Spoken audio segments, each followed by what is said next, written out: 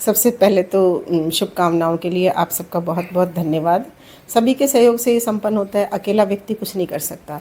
मैंने केवल सपना देखा, उस सपने को पूरा करने के लिए मेरे साथ स्टाफ भी था, मेरे साथ एसडीएमसी के लोग भी थे, मेरे साथ प्रशासन के, मेरे शिक्षा विभाग के लोग भी थे, और सबसे ज़रूरी था सीएसआर होंडा, जिसके सहयोग से हम सब ये जो हमने सोचा उसको पूरा कर पाए। मेरा सपना था कि बेटियां मेवात क्षेत्र में चुनौतीपूर्ण, जो शिक्षा के लिए चुनौतीपूर्ण है मेवात क्षेत्र, खासतौर से बेटियों की शिक्षा के लिए, उनको घर से निकाल कर लाना और शिक्षा के क्षेत्र में बनाए रखना बहुत बड़ी बात थी।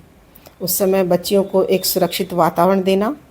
आज का जो परिवेश है, खासतौर से मेवात में, जहाँ सुरक्षा सबसे महत्वपूर्ण मुद्दा है, ऐसे वातावरण में बेटियों को स्कूल से जोड़ना, सबसे पहली उपलब्धि तो मैंने वहीं से माननी शुरू कर दी कि अभिभावकों में एक विश्वास है कि हाँ, हमारी बेटियां सुरक्षित हाथों में हैं।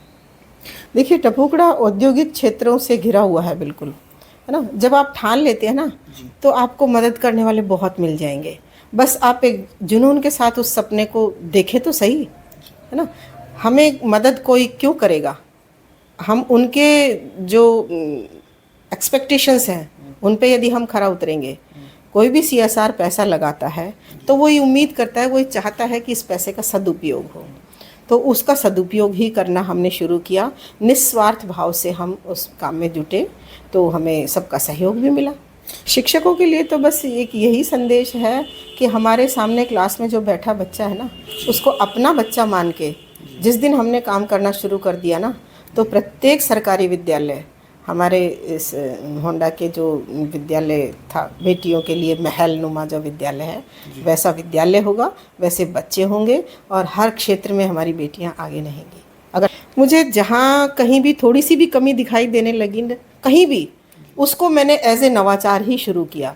जैसे शिक्षकों की कमी, कोविड टाइम में बच्चों का पढ़ाई से दूर हो जाना, तब हमने व्हाट्सएप ग्रुप बनाए थे, और व्हाट्सएप पे जो हम अपने खुद लेसन देकर बच्चों को हम घर से मोटिवेट करते थे, तो वहाँ से शुरुआत हुई।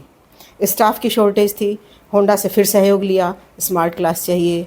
छोटे बच्चों को पढ़ाई में रुचि नहीं थी, तो क्यों ना कुछ ऐसा इंटरेस्टिंग पैदा किया जाए जो किताबों से अलग हो, तो डिजिटल लैब मांग की उनसे, और होंडा ने हर समय सपोर्ट किया। 60 टैबलेट्स की डिजिटल लैब है, जिसमें पहली से 8वीं तक के विद्यार्थी स्वयं अपना टैबलेट खोलते हैं, अपना पासवर्ड डालते हैं, उनके सारे सब्जेक्ट उसमें फीड हैं, और उसमें जब वो खुद अपने प्रश्न हल करते हैं, जो प्रश्न उनको किताबों में ऐसा लगता था कि बोझ है, वो बड़े चाव के साथ उसको करते हुए आगे बढ़ते हैं। तो एक तो नवाचार ये था। लर्निंग को कभी बोझ नहीं बनने दिया, खेल खेल में लर्निंग, बच्चों के साथ स्वयं खेलने भी लग जाते हैं। जब कोई टीम तैयार हो रही होती है तो बीच में हमारी पीटीआई मैडम के साथ जाके चलो आज अपन ये खेलते हैं, तो बच्चों का हौसला बढ़ता है। तो ये एक तरह से नवाचार रहे।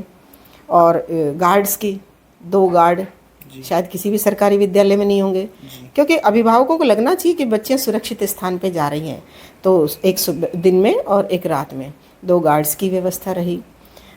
आईसीटी लैब का हमने भरपूर उपयोग किया। आईसीटी लैब, स्मार्ट क्लास, और इस बार तो हमने एआई पर भी काम करना शुरू किया है।